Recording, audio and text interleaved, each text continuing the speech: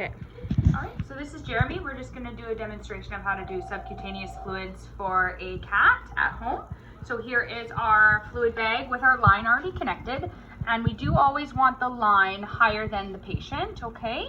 So it has its 2 locks on here. I'm gonna hook it here. You could use a push pin, stick it up on the wall next to a table, anything that elevates the bag hanging like this, okay? So we have 2 locks here that I will need to open. But first I'm gonna always put a new needle on for every single poke that I do. So, all right, we're gonna put a new needle on here, unscrew the old one.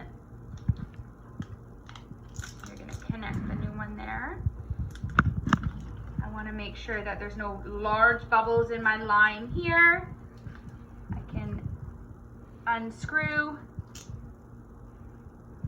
Good, okay, so now we're ready to go. We have Jeremy here. And I'm going to want to go into the area around his shoulder blades here. That's where the largest amount of subcutaneous space is. It's a lot looser. They don't really feel it there. It just allows for the fluid to go in. So I'm creating a tent with my fingers, my 3 fingers I like to use. And I like to just kind of feel where he has the most amount of loose skin, okay? So right about there. And I'm also going to use my pointer finger as a direction. I'm lifting the skin up.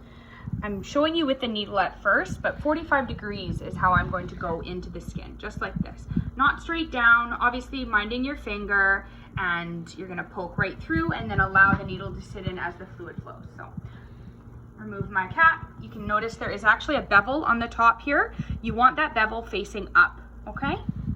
So here we go, give him a few pets, make sure that I have the loose skin, and we're gonna go 1, 2, 3, yeah. He didn't mind that at all, nice and quick, it's in there. Now I'm gonna unlock my line. I'm gonna just ask who's ever holding there just to secure it. It's not gonna fly out like crazy there, unless he jumps off the table. All right, so also here we have our bag. All right, so we're gonna wanna keep an eye on this. We're gonna give about 100. So 100 would be if the fluid drops down to the number 1, because we have just a little over 200 there. So you can eyeball it. Give a little bit too much, it's not going to harm him. All right, so I'm going to let this go, and as you can see, I've unclasped my lock and we have a good flow going on, so that's fantastic. So that is administering the fluids into his subcutaneous space, okay? As this is happening, every once in a while I do want to just give it a little feel, make sure it's not rock hard, okay? If for some reason we don't have a flow, I would want to slightly adjust it. So how I would do that is I would just pull up his skin and I would just half pull out and just redirect and just leave it, see if that helps. All right, we're still flowing really well right there. So I'm gonna just let that be, and I'm just gonna give his 100 ml of fluids.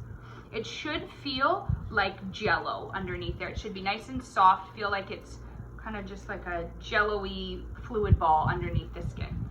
This doesn't hurt them. Ways that you can actually help the cats not be irritated by this, warm up the fluids. I would refrain from using the microwave. You could heat up some water and then let the bag sit in that. So when you're giving these fluids, they're not chilly, so it's not gonna be all cold for him.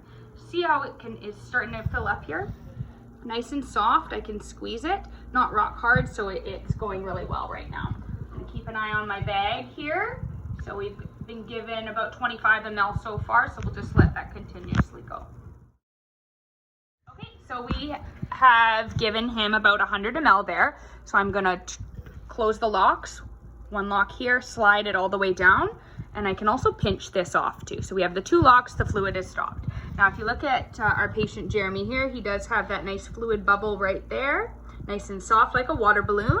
And before I remove it, I do just wanna pinch the skin there just lightly, and then remove my needle, okay? Put the cap on right away so nobody gets poked, so our cap's on.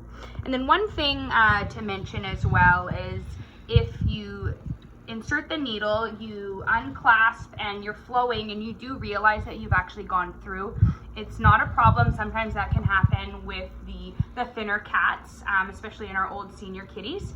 So it's not a problem, just remove, pinch off, and then try again, okay? But Jeremy's all done and he was a very good patient.